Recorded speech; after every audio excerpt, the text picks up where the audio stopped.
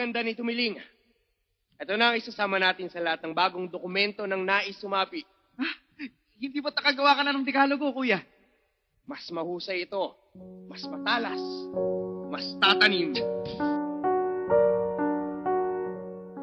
Akala mo ay sayang ang iyong kabataan sa pagdanak ng dugo sa himagsikang bigo.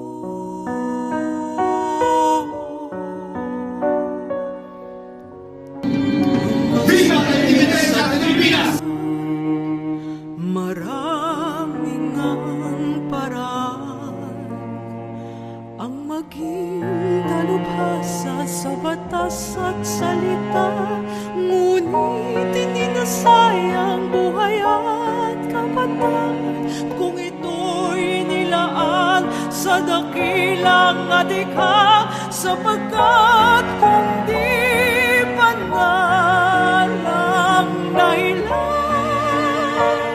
ng buhay, kahoy itong walang lilim o damong nakamamatay.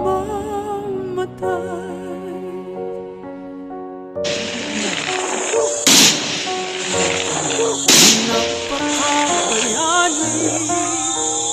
nilimot ang sarili at iyong isinugal ang nag-iisang buhay.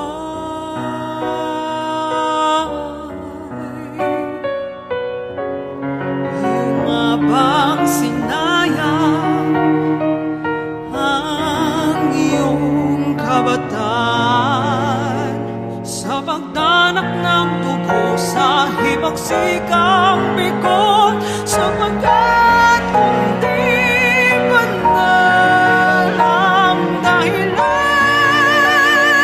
ng buhay, kahoy itong walang lilim o damong nakamamatay.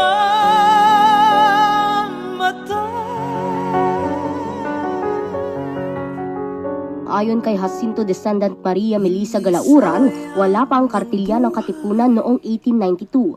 At iyong kabataan, kung ito'y inilan sa dakilang adhika, sapagkat kung di banal ang dahilan